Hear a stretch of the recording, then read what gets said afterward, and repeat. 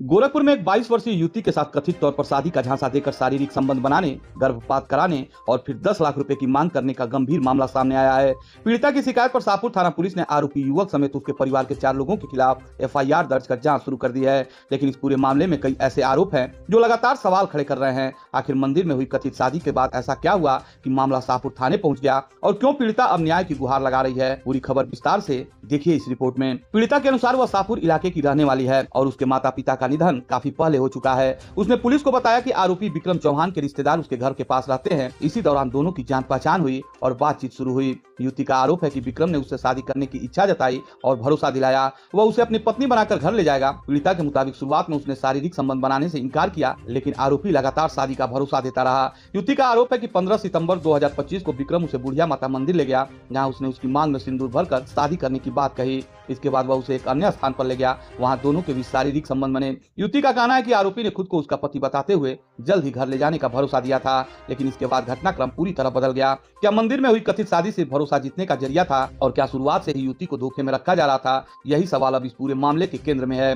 पीड़िता का आरोप है कि शादी के बाद आरोपी लगातार उसके साथ शारीरिक संबंध बनाता रहा। इसी दौरान उसने उसका अश्लील वीडियो भी बना लिया। युवती के मुताबिक जब भी वह अपने ससुराल जाने या घर पर रखने की बात कहती थी, आरोपी कोई न कोई बहाना बनाकर उसे टाल देता था। इसी बीच युवती गर्भवती हुई। उसने यह जानकारी विक्रम को दी। आरोप है कि यह बात सुनने के बाद आरोपी का व्यवहार बदलने लगा। युवती का कहना है कि उस पर दबाव बनाया गया और बाद में उसे जबरन दवा खिलाई गई, जिससे उसका गर्भपात हो गया। पीड़िता ने अपनी शिकायत में यह भी आरोप लगाया कि जब उसने आरोपी पर अपने साथ रखने का दबाव बढ़ाया तो परिवार के अन्य सदस्य भी उसके खिलाफ हो गए। युवती के अनुसार आरोपी के माता पिता और भाई ने भी उसे धमकियां दी। युवती का आरोप है कि उससे कहा गया कि यदि वह परिवार में रहना चाहती है तो 10 लाख रुपए लेकर आए। इतना ही नहीं, शिकायत करने पर जान से मारने की धमकी भी दी गई। लेकिन कहानी यहीं खत्म नहीं हुई। पीड़िता का दावा है कि इससे पहले भी मामला पुलिस चौकी तक पहुंच चुका था और वहां एक समझौता भी हुआ था। फिर ऐसा क्या हुआ कि मामला दोबारा गंभीर आरोपों के साथ थाने पहुंच गया?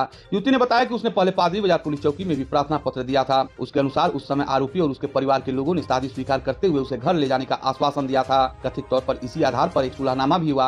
हालांकि पीड़िता का आरोप है कि कुछ समय बाद आरोपी फिर अपनी बात से मुकर गया और उसे साथ रखने से इनकार करने लगा। इसके बाद विवाद बढ़ता चला गया और अंततः उसने शाहपुर थाने में विस्तृत शिकायत दर्ज कराई। मामले की गंभीरता को देखते हुए शाहपुर थाना पुलिस ने आरोपी विक्रम चौहान, उसके माता पिता और भाई के खिलाफ विभिन्न धाराओं में मुकदमा दर्ज कर लिया है। पुलिस का कहना है कि मामले की जांच शुरू कर दी गई है और सभी आरोपों की जांच साक्ष्यों और तथ्यों के आधार पर की जाएगी। शाहपुर थाना प्रभारी राकेश रोशन सिंह के अनुसार केस की विवेचना उप निरीक्षक अखंड प्रताप सिंह को सौंपी गई है। पुलिस का कहना है कि जांच में जो भी तथ्य सामने आएंगे उसी के आधार पर आगे की कानूनी कार्रवाई की जाएगी। फिलहाल इस मामले में युवती द्वारा लगाए गए आरोपों की जांच जारी है। पुलिस सभी पहलुओं की पड़ताल कर रही है और जांच पूरी होने के बाद ही पूरे मामले की वास्तविक स्थिति स्पष्ट हो सकेगी।